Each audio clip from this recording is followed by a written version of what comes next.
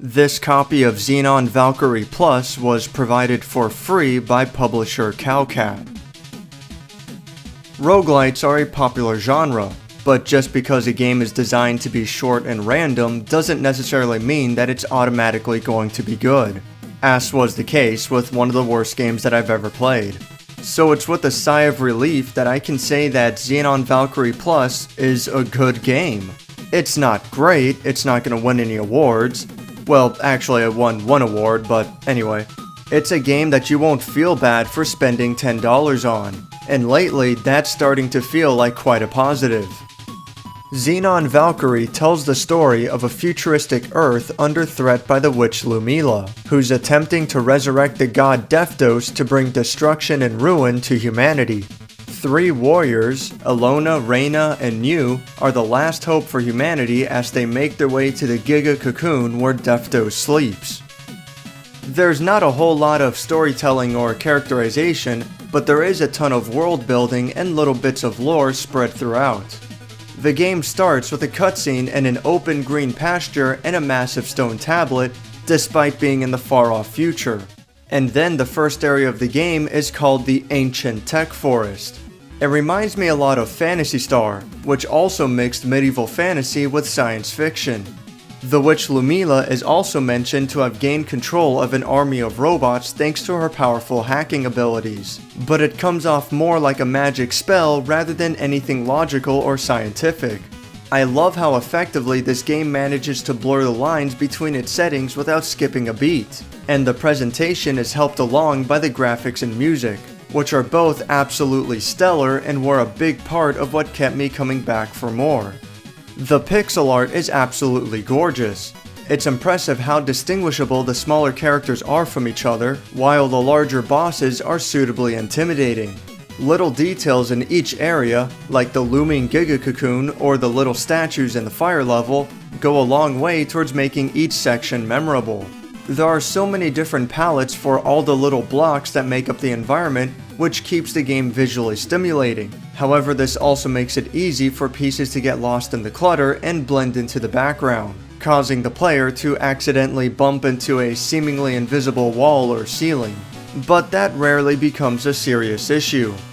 The soundtrack is your typical chiptune with plenty of pumping tracks. Take that as you will. If you're not a fan of this style, then this won't change your mind, but for those who are, Xenon Valkyrie stands tall in the genre. The music doesn't loop very well in-game, but this is a minor complaint considering how good the songs are. If you like chiptune music, then this is a soundtrack well worth checking out for its own sake.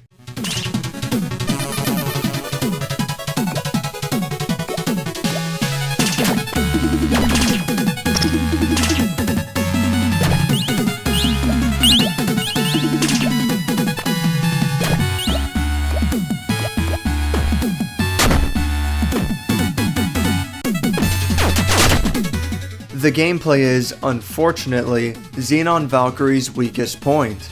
It's not bad, but some questionable design decisions and a poor level layout algorithm keep it from becoming so much more. The usual platforming checklist of running and jumping is here, and the physics feel good. There's a wall jumping mechanic too, similar to Mega Man X, which helps add just a little more complexity to keep the platforming exciting. The player has two options for attacking: swinging their melee weapon and firing their gun. With sprites this small, close-ranged attacks would normally be aggravating, but the hitboxes in Xenon Valkyrie are plenty forgiving, so it's easy to hit your targets. Some enemies, like these tanks, don't have a readily obvious hitbox, but this is mostly an exception. The firearm is far easier to use, but comes with limited ammunition, so it's best saved against enemies in awkward positions or powerful mini-bosses that are best dealt with from a distance. Levels are completely randomized, with the player starting off somewhere near the top of the map, the exit found somewhere below, and a wide assortment of enemies along the way. The stronger mini-boss type of enemies hold keys which can be used for opening hidden treasure chests to upgrade your arsenal. Each level ends with a rest area, allowing gold to be spent at an item shop and experience points to level up individual stats.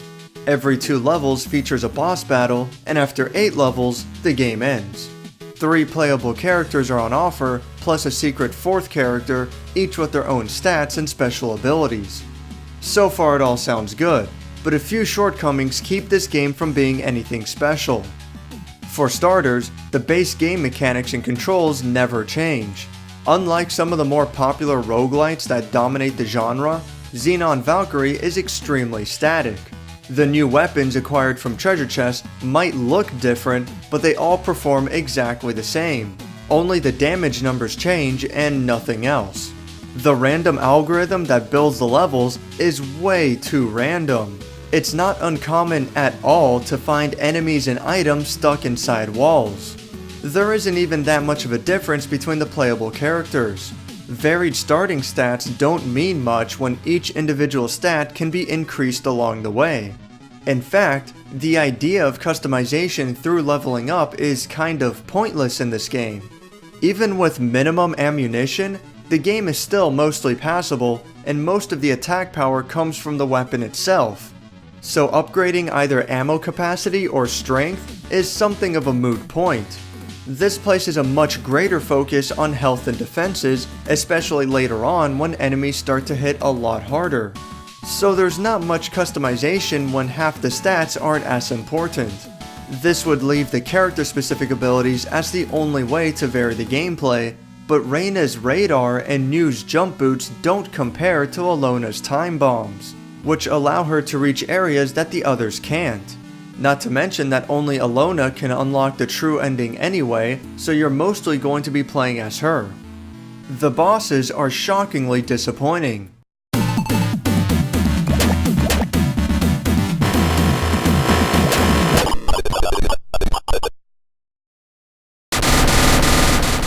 Most of them have very telegraphed attacks and can't really do much to defend themselves.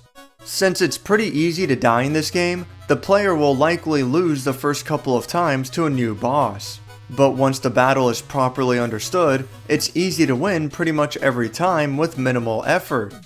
It's also so weird that every attack except the melee weapon is disabled for the boss battles.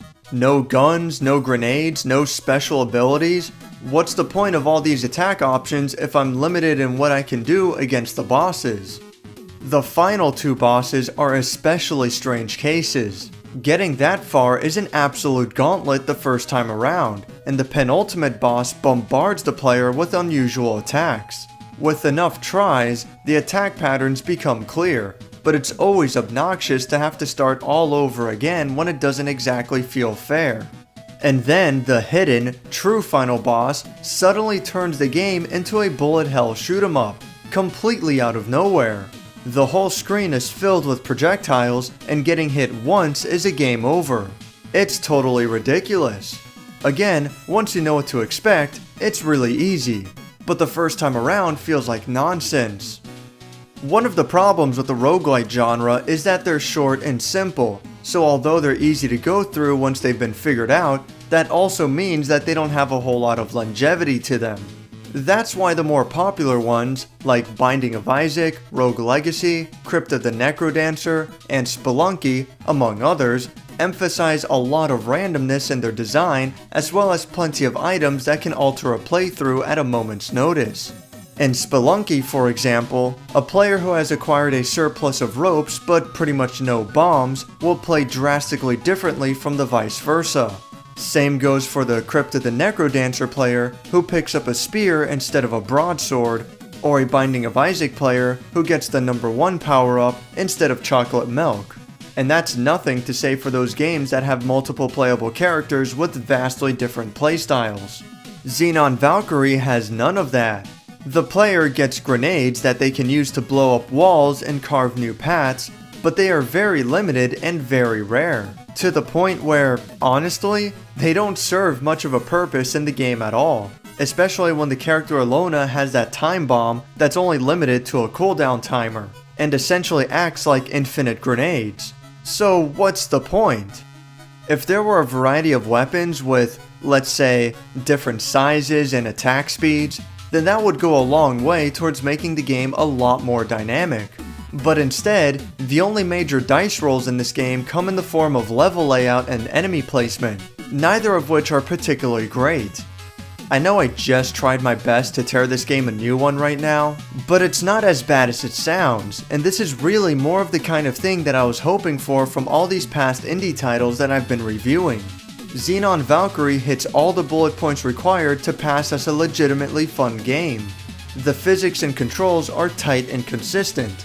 The story is light enough to breeze through, while the world building is interesting enough to stay invested, and the graphics and music are superb. It's unquestionable that the developers have a lot of love for retro video games, even going so far as to add a variety of filters, and they look pretty good. That's why it's such a shame that so much else of this game is holding it back. Poor level design, lackluster weapons and upgrade systems, brainless enemies, pushover bosses once they've been figured out, among other things, make me wonder why this needed to be a roguelite in the first place. With some proper level design and better progression, there could have been something really cool here as a traditional platformer, especially since the controls and physics are already pretty solid. But regardless, for $10, I can't really complain. I had a good time through and through, and I'm comfortable recommending this game to anyone who's interested.